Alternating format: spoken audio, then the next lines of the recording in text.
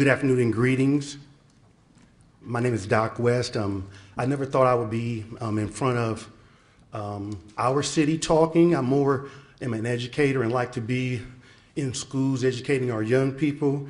But I do want to say thank God for this opportunity and thank our mayor for wanting to put a stop to the gun violence in our city. I'm from Columbus, born and raised in the streets and roads of Columbus. Love this city, see how it's growing. But to have our young people, and these are my students. I've been in the schools for 24 years, so over 4,000 students that you come across. And even when I asked my teacher, what are the highs and lows of our profession? And she said, when you see them do great things, as we see so many of our students from Columbus, the city of Columbus do, but also that down moment when you get a phone call at 2 a.m. and there's been gun violence and you know the young person. Just this summer, I've had two students, very young, 14 and 15-year-old, murdered to the gun violence. So definitely we need to get the guns off the streets. I mean, wow, how does a child get a gun is my question, but we know that they're in our homes. Our young people have so much promise and potential, and it's being cut short. How many lives are affected by gun violence? We have to talk to our youth. Everyone has to talk to our youth. Aunts, uncles, cousins, friends, pastors. Everyone has to talk to our young people and really know where they are, know where their friends are. And really, as I talk about friends, a lot of times the police can't be everywhere. Family can't be everywhere. Our parents can't be everywhere. And each one of those are doing their jobs. But then our friends are typically always around us. So always when I'm talking to young people, I'm asking them, do you have friends that know how to talk you off that ledge? Say no, don't shoot. Let's talk it out. Also what I see in schools and working with our youth is conflict resolution.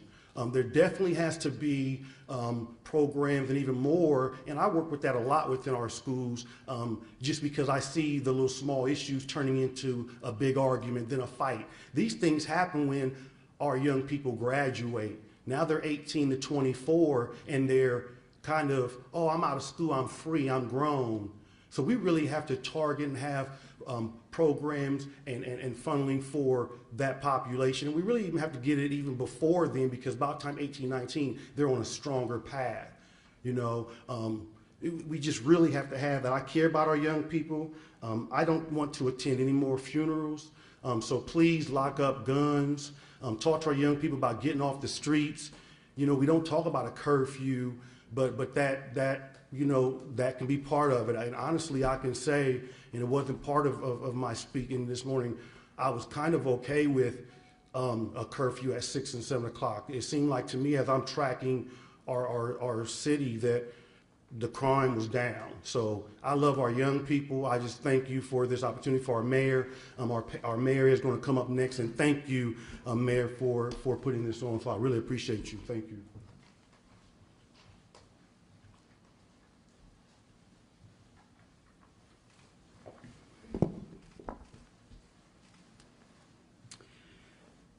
Thank you, Principal West, and thank you for all that you do with young people and with families in this community. We're grateful for your service, and I want to recognize your heartache and loss of losing young people that have been victims of gun violence this summer. I want to thank Chief Quinlan, Columbus Public Health, our Department of Neighborhoods, Recreation and Parks, Department of Development, Commissioner Boyce, President Nana Watson, Pastor Tatum.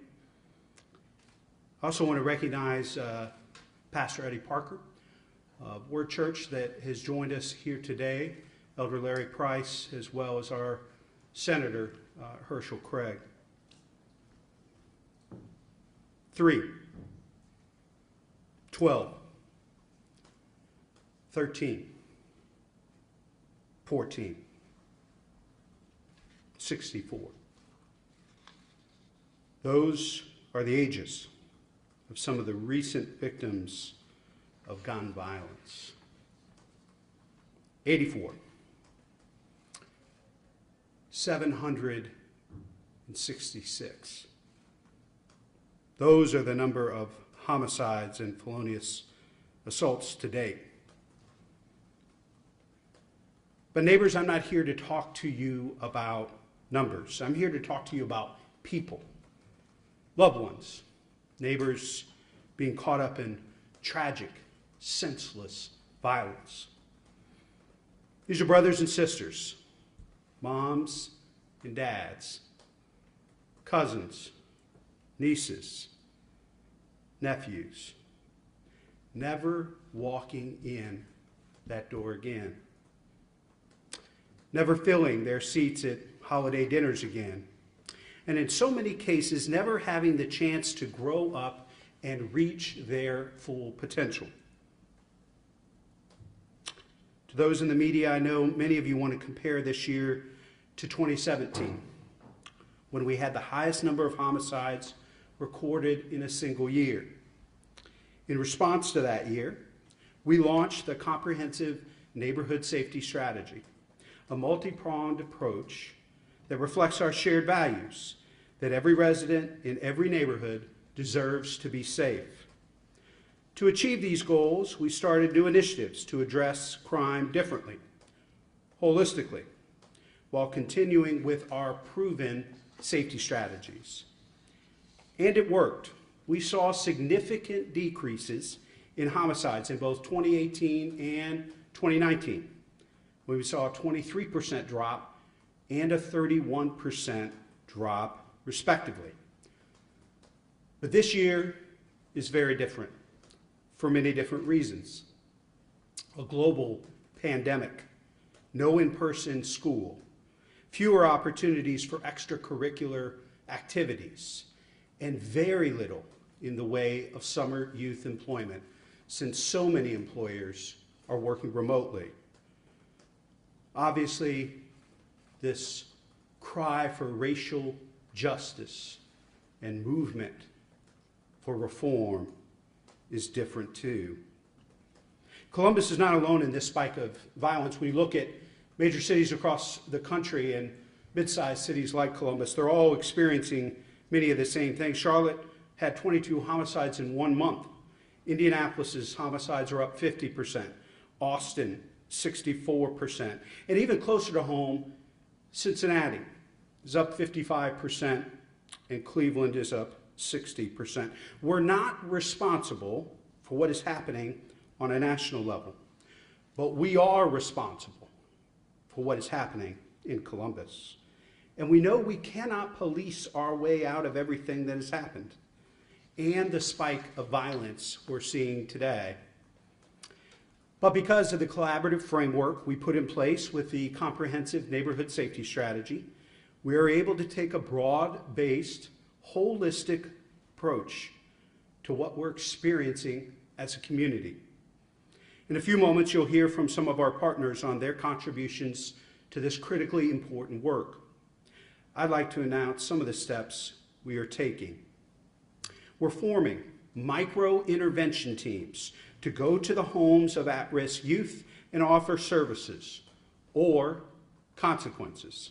This is going to be a collaborative approach between police and others, a police officer, a social worker, juvenile courts. We're going to offer wraparound services, employment through the APPS program, paid jobs working on beautification projects at community centers and other city-owned property, with mentoring from APPS graduates.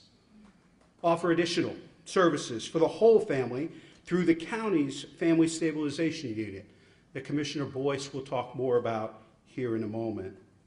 In the fall, we'll look at expanding these teams to each of our target neighborhoods through the CARE Coalition to reach out block by block in the areas where these shootings have occurred.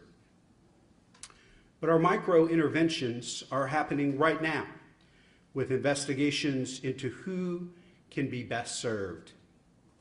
We're going to renew and expand ShotSpotter, which has been an incredibly effective tool for our law enforcement officers. We're going to expand it to the Near East Side and expand our already committed effort in Linden, the South Side, and the Hilltop.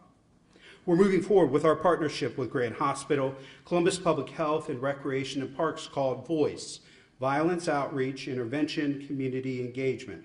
So that's aimed at providing bedside intervention to victims of assault, not domestic violence, and gunshot wounds to help them create opportunities for change. Finally, we will be earmarking up to $2 million in CARES Act funding. And so it's fitting that Congresswoman Beatty's office is represented here today. We wouldn't be able to do this work without her leadership and commitment. This $2 million funding effort will go to partner with social service agencies and trusted community partners embedded in our neighborhoods to reach out to our youth directly.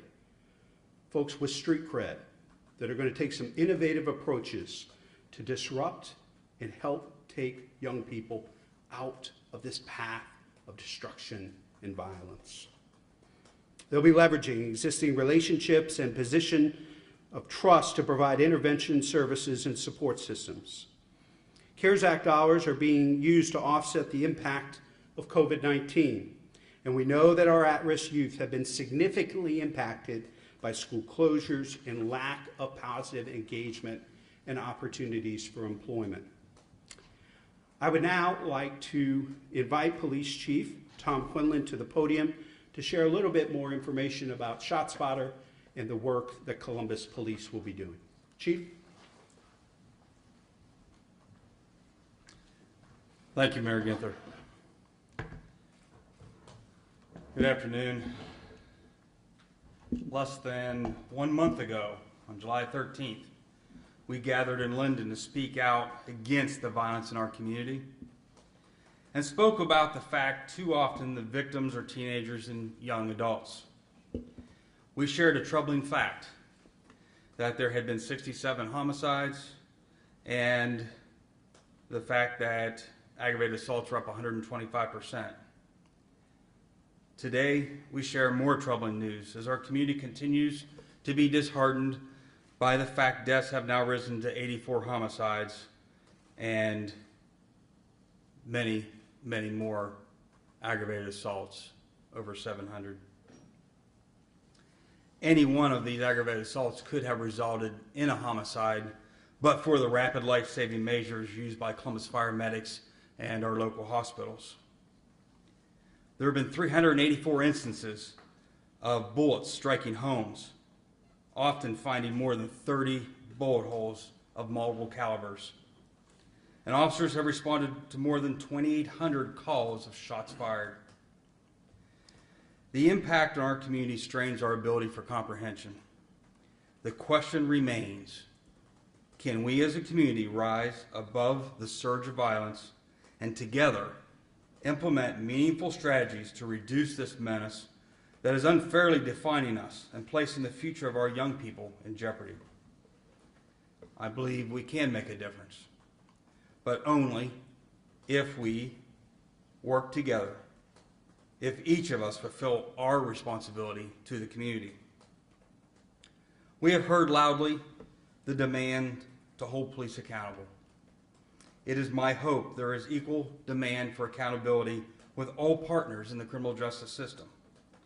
Only when all partners work toward our shared responsibility of addressing these criminal activities that are driving the violence, we will realize a decline in deaths. While there are many partners who have their own duty to perform in remedying this escalating violence, I am here to outline the police response. When we look at crime patterns, we focus on three aspects: people, places, and behaviors. This summer, we have seen a significant increase in violent crime from a small group of individuals, many of which are juveniles, that have been repeatedly committing shootings, robberies, car thefts, and burglaries. Excuse me. Many have committed these crimes while wearing electronic monitoring devices, and many are inspired to act by adults who provide guns to commit these crimes. Adults and juveniles alike know if caught, a juvenile will face little consequence, but an adult might. As many of the suspects are juveniles, we build our plan as a focused deterrence model where we will identify individuals through offense reports and with input from patrol officers who serve these areas daily and know who is responsible in many cases. We will conduct interventions with a prosecutor and many other community partners. In addition, we will have a team working to solve current cases and conduct investigations into weapons law violations and continue bringing offenders before the court.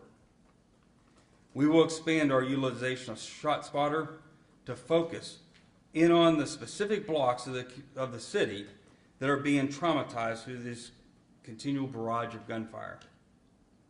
This plan sounds punitive focused, so let's be clear.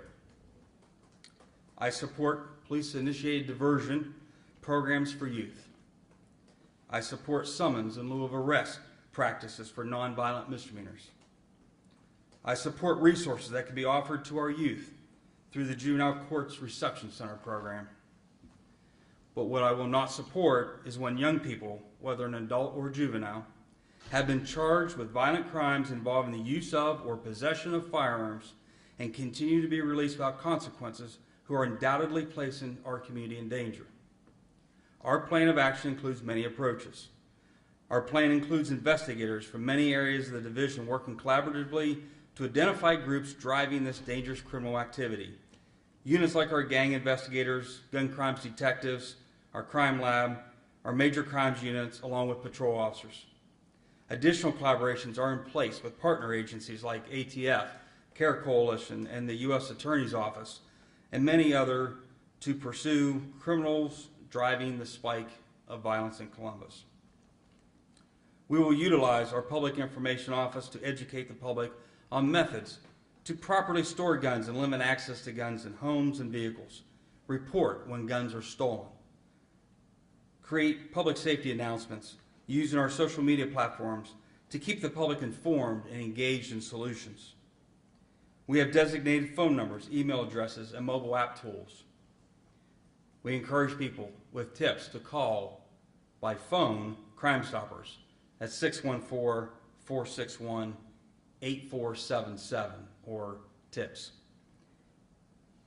You can email us at guncrimes@columbuspolice.org. You can download the Columbus Police mobile app for your phone. Click on Submit a Tip and select the homicide icon to share with police information about a prohibited person with a gun or when you fear a gun might be used in an attack. We are adding an icon in the next few weeks that will specifically focus on reporting tips of illegal gun possession or reporting where to locate an individual with a gun who might be planning to use it against another person or even drive by and fire into a home. We need your tips to prevent future violence. We will be implementing evidence-based policing strategies to focus on small numbers of offenders who are responsible for most of the gun violence and vigorously investigate non-fatal shootings in areas seeing peaks of violence by using directed patrols, concentrating police in known hotspots for gun crimes, interventions with high-risk individuals, and using predictive analytics, as well as knocking on doors of persons considered high risk, such as those wearing electronic monitoring devices. We will more fully utilize ballistic technology, shortening the turnaround time for processing evidence linked to gun crimes. We will dedicate more staffing to achieve our goals by commanders working across bureaus to guide our efforts.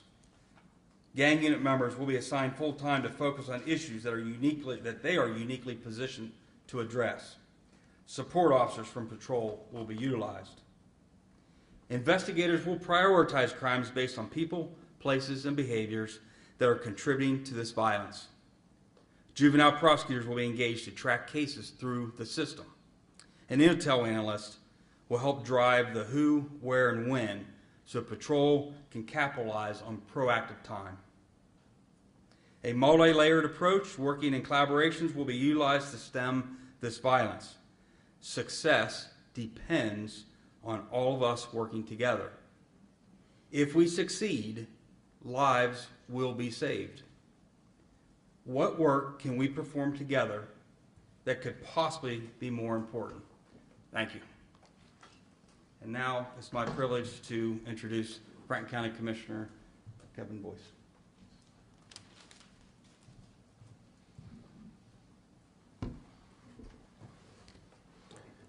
Good afternoon, everyone. My name is Kevin Boyce, Franklin County Commissioner. On behalf of my colleagues, Marilyn Brown and John O'Grady, it's a pleasure to be here. Thank you, Mayor Ginther, Doc West, Chief Quinlan, Nana Watson from the NAACP for all that you do to strengthen our community. 2020 has been the year of all years. We started the year with a global pandemic that led to a shutdown, not just here, but nationally and across the globe. And then there was the tragedy and the death of George Floyd. The unrest that followed shook our nation, but more importantly, it woke our nation up from the long slumber that 2020 has put us in. And the statistics that you've heard today and the challenges that we face are but of one aspect of this presentation today. The more important aspect is how we respond. At Franklin County, we're thinking very deeply about the impact of COVID-19 and all of the layers and challenges that it has presented. Before the global pandemic, there was another pandemic, the pandemic of poverty, pandemic of racism, and all of the systemic ailments that come with those two issues. And so we peeled back the layers to begin to think about how Franklin County can approach our job differently so that we can come out of this stronger than when we entered. And so it's my pleasure today, standing here with Mayor Ginther and Nana Watson from the NAACP, and certainly Chief Quinlan and Doc West, you're on the front line, my friend. But as partners in announcing the establishment of the Family Stabilization Unit, which is a pilot program that will work across local government agencies to help our families successfully navigate the challenge of a complex and all too often challenged environment that they live in. It's the first of its kind unit. Sorry, I'm reading this from my phone, so I'm getting all these texts that keep getting in my way. But it's the first of its kind unit that will provide wraparound assistance while taking a tailored approach to meet the unique needs of each family, all through social determinants of health and racial equity lenses. And this is important because it allows us to think uniquely about that family and its challenges. No different than each of us look to one another. That's how families exist in our world. And so the idea that a cookie cutter approach can help one family to the next is not the right approach. And so what we're saying with this Family Stabilization Unit is let's peel back the layers, dig deep to find out where their challenges are, but most importantly, provide the resources to help these families be successful. While the unit will initially serve boys and young men of color, at least focus on that, involved in the justice system and who have had lower level offenses such as truancy and minor delinquency, we'll be working to address all of the families that come through our juvenile system.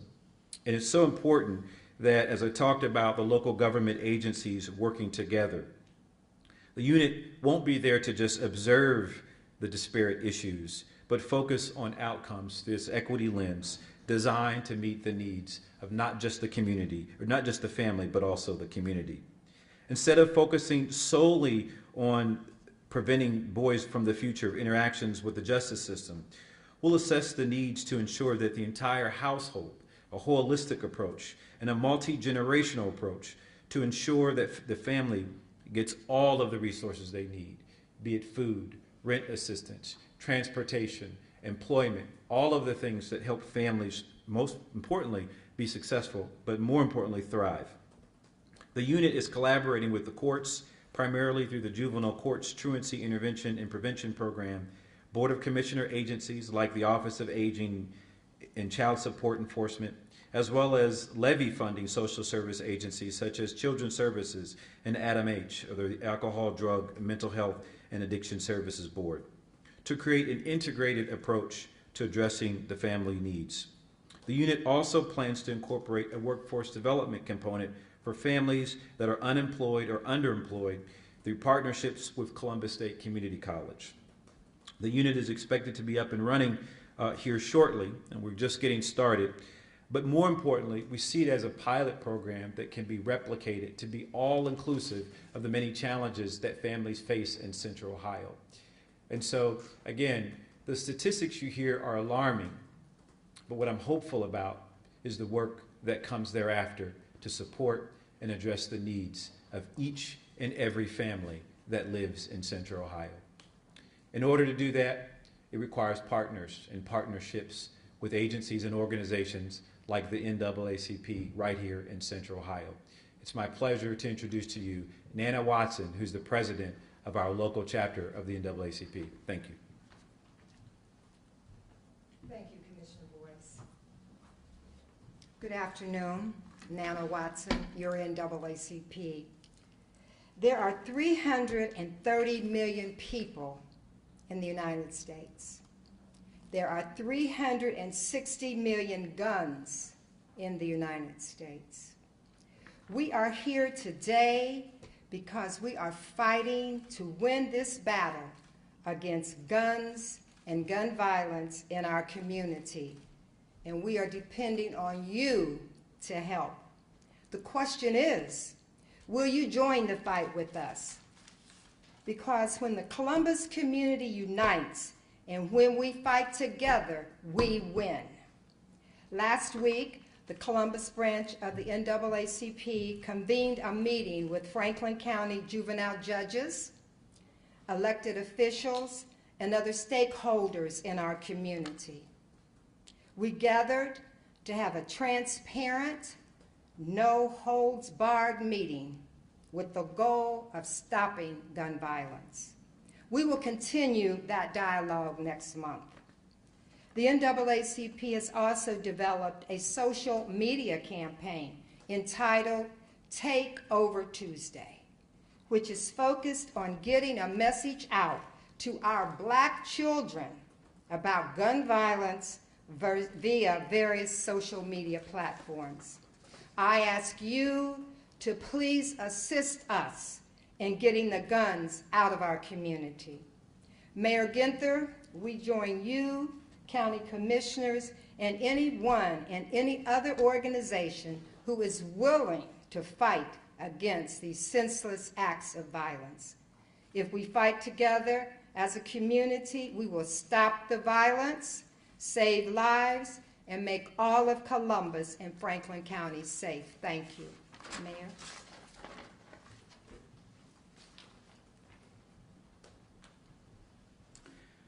Thank you, Nana, for your leadership and partnership in this important work.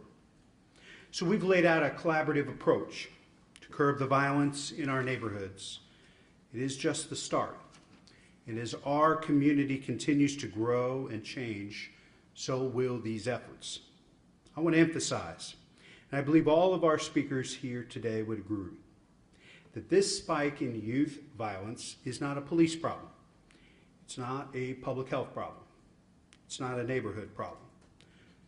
The problem belongs to all of us, and we all have a role to play in that solution, which is why it's fitting to have a perspective from the faith community to close us out here today. I'd like to invite Pastor Charles Tatum to share perspectives from the faith community and close us in prayer. Pastor. Thank you, Mr. Mayor. My name is Reverend Charles Tatum, pastor of the Good Shepherd Baptist Church and also the chairman of the Concerned Linden Clergy Group. As I prepare to close us out with a word of prayer, I do have some remarks. I want to address this to my brother because he left out a segment of our society that have their feet on the ground. I remember a few years ago, my pastor, Dr. Keith A. Troy, was once asked the question, where are all the pastors? Where are all the preachers in the midst of this? And Dr. Troy looked them straight in the eye and he said, we've always been.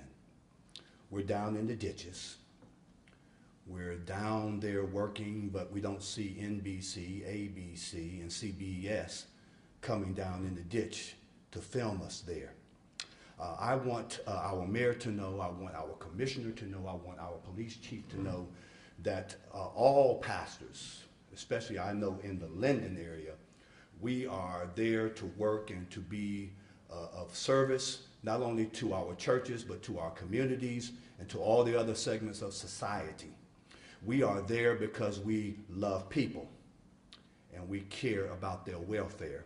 So whatever it is, Mr. Mayor, Mr. Commissioner, Nana, that you need for us to do, Police Chief, that you need for us to do in order to curb this epidemic, and I call it a pandemic because it's really, as far as I'm concerned, a pandemic of epidemic proportion. Whatever it is that you need us to do, we want you to know that we are willing to roll up our sleeves a little bit higher, dig a little bit deeper, and get down there in the ditch to do whatever is needed so that we can save our babies' lives and save our citizens' lives. So with that being said, I would like to close us out with a word of prayer.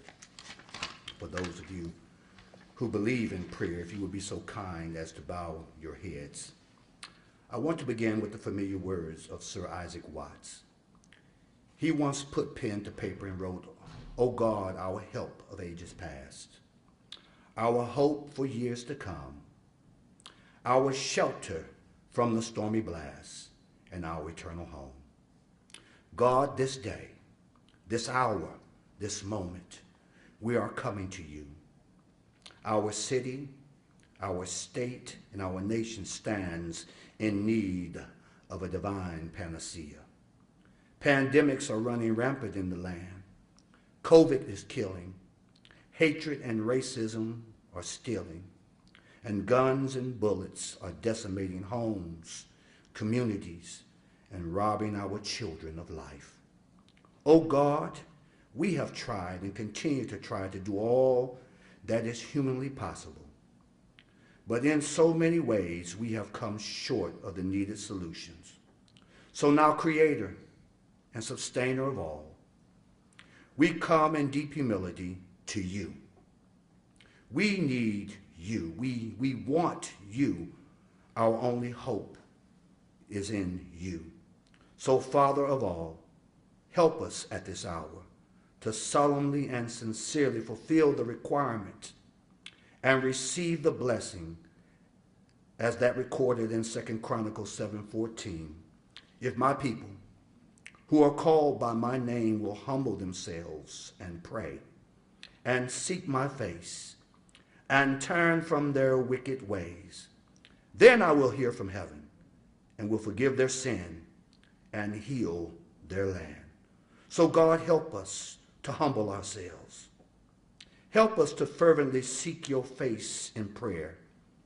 Help our city, our state, our nation to turn from our wicked ways so that we can hear from you, be forgiven by you, and receive healing in this land from you.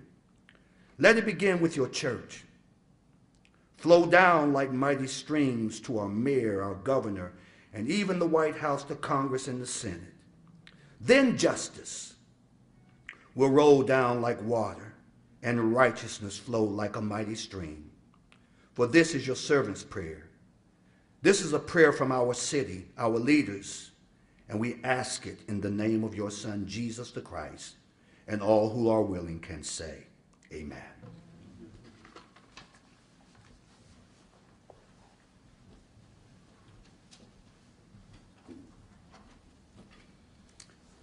Thank you, Pastor, for that perspective and all that you're doing in Linden and in neighborhoods around the city. Be happy to take questions from the press at this time, and if our speakers can hang around in case they want to ask any questions to you, that'd be great. Yes, sir. Some of the shootings of the juveniles occurred in the early mornings, and there's a curfew out there, and he plans to enforce the curfew to prevent any of these kids being out bad during those hours during the day? You know, it's something that we are very concerned about. As we talked about how this is different from years past. I mean, you take a look at the average age of victims has dropped from 37 in 2019 to 24 this year.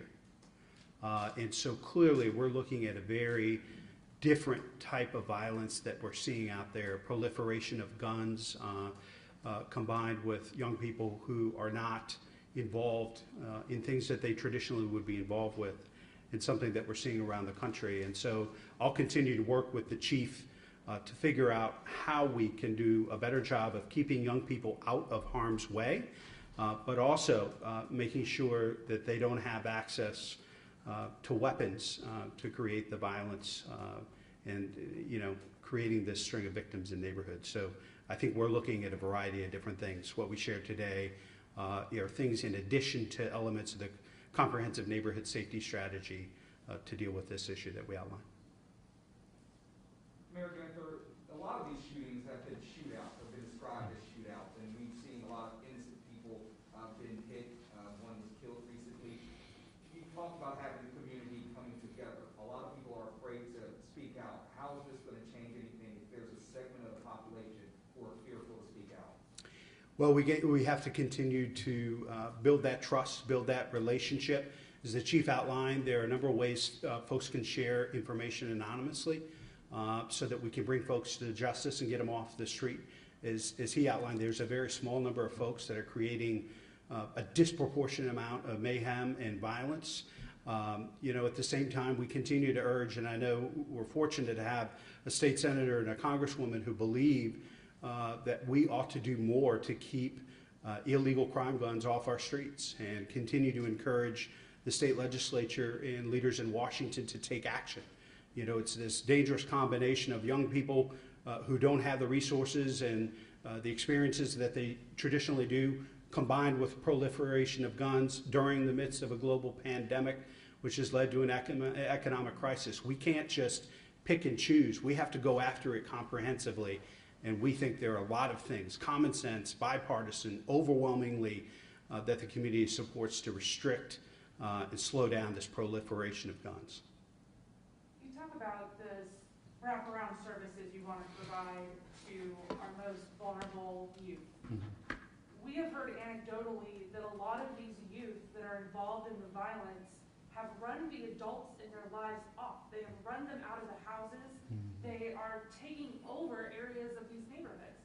How are you going to have wraparound services if the families are scared to come home with their children? Well, that's something that obviously we're going to continue to work with the courts on. I'm going to let Commissioner Boyce talk a little bit more about these wraparound services. The county is kind of our expert service provider and partner as part of this comprehensive effort. But the chief, and as President Watson mentioned just even on Friday, working with the courts to figure out some other options under the conversations that are taking place with other partners of the community, children's services, and others that are involved in this space to figure out other alternatives as opposed to simply incarceration, but needing more than just simply ankle monitoring to deal with this issue. But Commissioner Boyce, you want to talk a little bit more about family stabilization? Thank you, Mayor, and I appreciate the question. Let me begin by saying, you know, there is no simple answer to, there's no magic wand where we can, you know, wave it and these challenges go away. Many of the issues that people are facing in the community are a multitude of many things. But what we're doing with the stabilization unit is really trying to get at the problem before it's a problem. And so yes, there is the here and now, but there's also the future. There's also all of the challenges that sometimes families face that exacerbate other issues. So for example, let's say a family ends up in the juvenile detention system and it's a young person, let's say that young person is 14, and maybe it's truancy of why they're there. The Family Stabilization Unit is there to begin to find out what the issues are at that stage so that we can address that.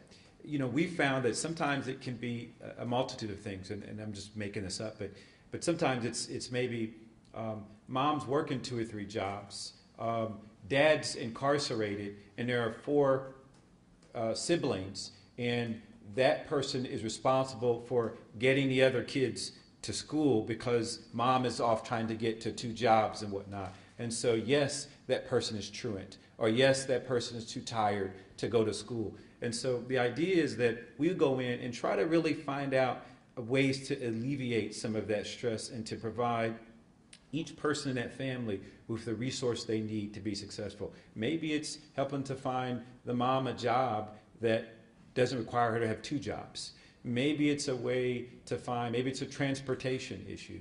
And so again, the idea is preventative, to try to address these issues early in the family's life cycle to prevent the more serious things from happening. As for those who are in a more serious situation, we're also trying to find ways to address, I mean, this kind of goes back to the poverty conversation that we've been having for the last 2 years. And that's, our belief at Franklin County is the best social service is a good paying job. If we can create an environment for the family to be successful, to have the resources they need to overcome the challenges in the environment, then we can begin to peel away at some of these other challenges that tend to exacerbate the environment and scenario. And so I love the idea that the mayor has of using folks who are linked into the community, whether it's with gang members or other, groups of people in the community.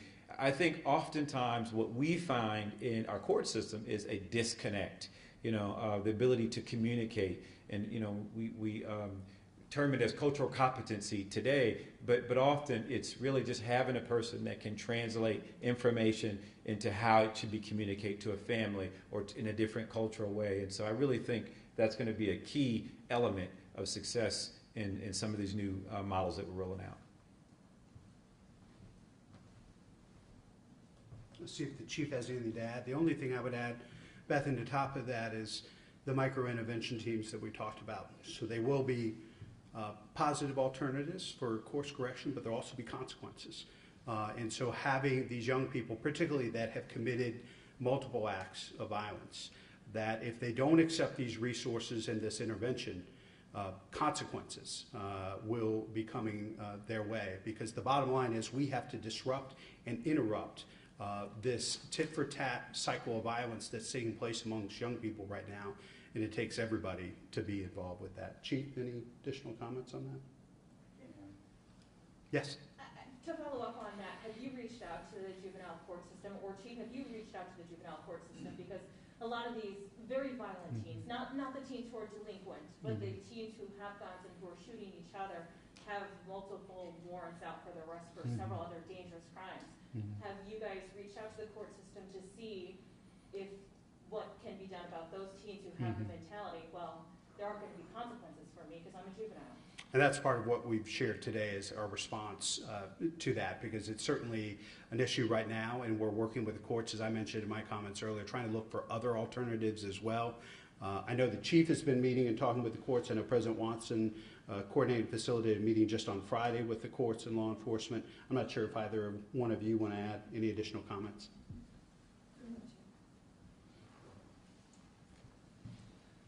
Thank you. Again, as I said, President Watson had fortunate enough to convene this meeting and have us there to all be in the same room to talk over some of these issues. Like I said in my presentation, I support diversion programs. I support summons and little arrests. There's a lot of programs I support for nonviolent offenders to try to find other paths and use some of these other services that the courts and the community can provide. But what's the acceptable response when someone's engaged in gun violence? It's not to continue to have someone out in the community where they can continue to commit those crimes. The mayor was very clear. At some point, there has to be a consequence for some activity. We are calling on the courts to partner with us, and that was part of the conversation the other day, is how can we find a way to have more of a consequence than just electronic monitoring that's not resolving the problem. And we want to find actual ways to look at people, places, and behaviors, and those are where we're focused on. President Watson, No. any other questions? I have another one. Sean? Just in regards to this resources provided to families,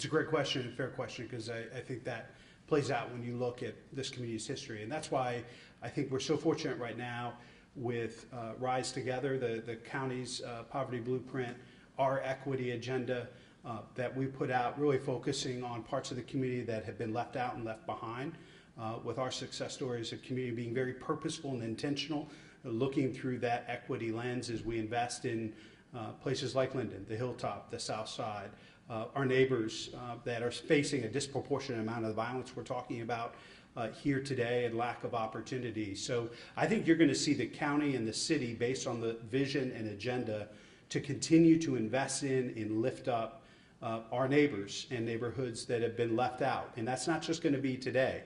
And fortunately, we have a great advocate in Washington, and Congresswoman Beatty, who understands that we can't reach our full potential as a community until everybody is sharing in that success. I think that's very different than where we've been as a community in the past, with that alignment and that commitment and engagement, quite honestly, from both the private sector and the nonprofit sector, that understand we have to, if we're going to be purposeful and intentional about equity, that means we have to go about this work differently, and understand that it's going to take a significant period of time and concerted, dedicated resources over time to see the impact we want to see.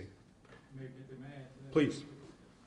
Let me just add, from the county standpoint, it's really why, while we're grateful for the COVID-19 CARES Act dollars, and it has been amazingly helpful in allowing us to address some of the response issues from the coronavirus, we're using general fund dollars, because we know that this is a commitment that goes far beyond the current environment. The current environment is exacerbating all of the issues that we knew were there. We did our Rise Together study in 2018.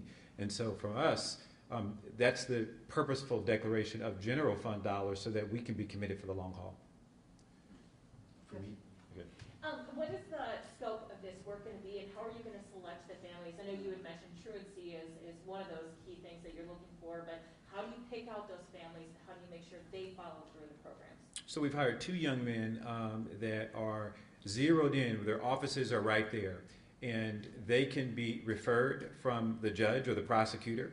They can be referred from another agency. So you heard child enforcement, you heard Office of Aging. There are a number of ways they can end up in the family stabilization unit, because most importantly, while we're focused on the young boys, we're looking at the entire family. So if grandma is the person who is leading the family and heading the household, but there are challenges that grandmother needs, then we're going to look for the resources to provide. So there's really, we could take them into our system in a number of ways. Really, it's really endless. And so now, from a practitioner standpoint, I wish that someone from JFS was here, because there are triggers that identify where there is a more immediate need over here than over here. And so we find ways to get to this person in a more immediate fashion than perhaps this. But those are things that the practitioners and the clinicians, I think, are more adept at identifying. How many families are you hoping to help? I put a number on it at all. You know, I gotta tell you, whenever we get to talking about we want to help X amount of families, I get to be skeptical, because the approach is we want to help every family that comes to our doors. And I know that's not practical all the time. However, our approach should be that kind of focus. And so I would never hope that our staff would come and say, here's the target for the year, here's the number. It's all families. We want to provide them with the resources that already exist by triaging them in the right way. So families who are not referred, are they still eligible to contact you and say there's a mom out there who's like, my son's going on the wrong track, what do? I need help. Can they still be eligible for this program? Of course, that's the best way to get to us, quite frankly, before the alarm is ringing, and so we certainly want to get to families before, but as you've talked about in many of your questions, we're trying to really zero in on where the water is spilling out of the boat, and so we're getting to that, but at the same time, we're thinking about the safe shores and thinking about where there are other places that we can focus our attention to, so that we can be ahead of the prevention efforts. And so absolutely, we would accept them. And a lot of times, by the way, because this program is housed in Jobs and Family Services, it's the place or the system where we're already getting families that have need. It might be food, it might be rent subsidies, it might be transportation, might be clothes. And so we can already, again, identify triggers that allow us to apply more resources to that family so that their long-term possibilities of success are stronger.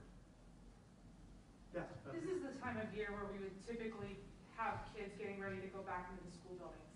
That's obviously not happening this fall with Columbus City Schools. I don't know if Dr. West, if you could talk about what you and your staff are trying to do to reach these kids, since you're not going to be seeing them face to face, to try and build that connection and that trust. So a lot of times teachers are the first people to hear about things and can see things developing before it gets to a point where it's spilling into the streets. And thank you for that. A lot of times as we're talking in schools, we're first off building relationships. When you're building those relationships, students are talking, just keeping those dialogues open. Now you're talking to moms, aunts, uncles. So really with that, our hand down from the district is we're going to be virtual. Of course, it's going to be a virtual school year, but already just putting those pieces in place on what does outreach look like from the school, especially because a lot of our students weren't connected in. So we're really going to take staff's input on it as well. I know I have my ideas of wanting to go out to families and do certain kind of outreach, but I also want to get input from the staff as well because I want buy-in from everyone. But it's mainly building relationships so you can have that two-way communication. Okay. To your question, I think that it's one of the reasons we, in partnership with the county, invested in the additional Chromebooks and access to Wi-Fi for students because particularly in Columbus City schools, there were tens of thousands of students without Chromebook and access to Wi-Fi.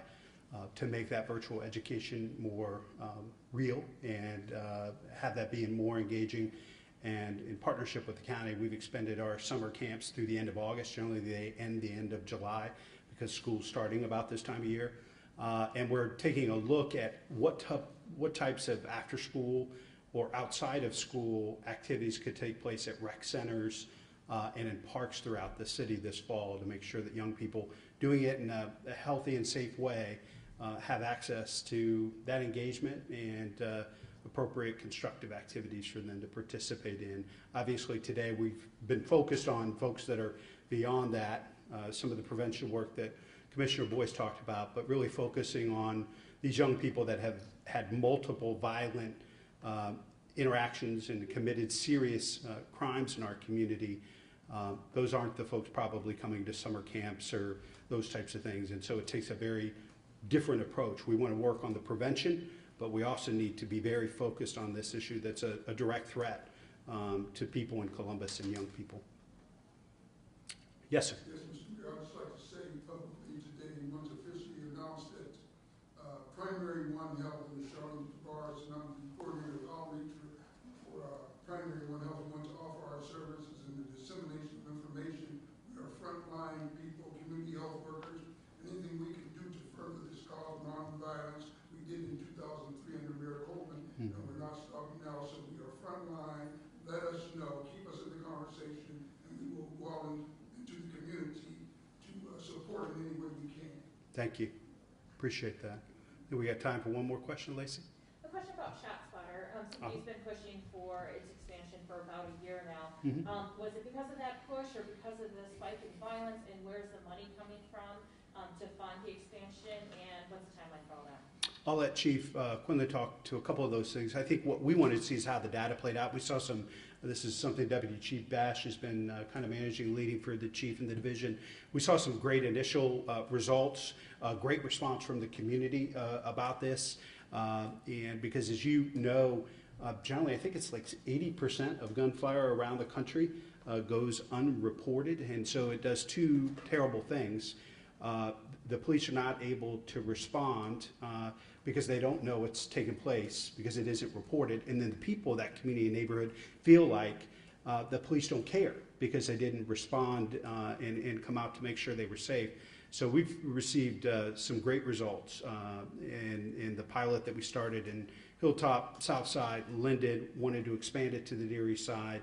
And so I'll let Chief Quinlan talk a little bit about those results, but we wanted to wait about a year to make sure we had enough data and evidence to suggest that it had been successful and it was time for expansion. Chief? Thank you, Mayor. Commander Smith-Weir will come up. I'll give you a brief update, and I'll let him speak to anything else that he wants to from the patrol response specifically, since he's overseeing all that. So the other night I rode, just last week, I rode with Officer Mel Romans in Linden area, and it was very, very helpful for me to actually be in the car. We were driving down the street, and we actually heard the gunshots go off, and within 30 seconds, the report popped up on our computer right there and shows exactly where the gunfire was and the radius and everything. So it was very quick, very specific information, actionable information. So the technology that we can use there is vital to police being able to have an impact. I'll let Commander Weir mention this, but we have had several cases, examples where we have actually intervened in a shooting where someone was found with a gunshot wound before it was ever reported by anyone else. Minutes saved lives in those cases. So there have been many lives saved from that technology, as well as other, in addition to the other forensic uses and stuff that we can benefit from that program. Commander Weir, you want to mention a few other of the success stories with ShotSpotter, please? Thank you. In terms of ShotSpotter, we've had numerous instances where, because of the alert that was posted to the officers, our officers have been able to respond. The other night we found a victim in a car that was slumped over unconscious. Nobody had called it in. That person was able to receive medical attention and lived, in large part because we were able to respond so quickly. So we do see the value in it. We have officers that are responding day and night to these alerts, in addition to the calls for service. And then the next day we have officers following up, and that we get an investigative benefit from well as that. So once they follow up, we look for shell casings and other evidence that we maybe not be able to find during the night. And then we also try to do knock door-to-doors, where we talk to people, talk to neighbors, say, heard there were shots fired last night. Did you see anything? Did you hear anything? Is anything going on in the neighborhood? And we've gotten value out of that as well. And I guess the untallied benefit of that is that in addition to any kind of investigative information we receive, the neighborhood knows that we're out there and we care about the gun violence and we're following up on it. And you can't put a number on that. And that's very important. So that's the big thing. Now, in terms of your question, we are looking to expand ShotSpotter to the Near East Side. We do want to expand the areas that we currently have as well. We have applied, I think the Department of Public Safety has applied for a couple grants in terms of funding, but I don't have the exact number or the status on what, where those grants are in the process. So that's what we're looking at with that. Do you have the timeline for that? I do not, sorry. Or when do you hear back, when you'll get the grants, or when is the decision going to be made? I would hope in the next couple of months, but like I said, I would think before the budgets for the fiscal year are set that we would have that kind of information. I think regardless of our success on the grants, this is happening. Okay. We're hopeful for grants, but if those don't come through, this is something we're committed to making sure happens. We'll stick around for one-on-one questions if everybody can stick around for just a few minutes. Thanks, everybody. Thank you.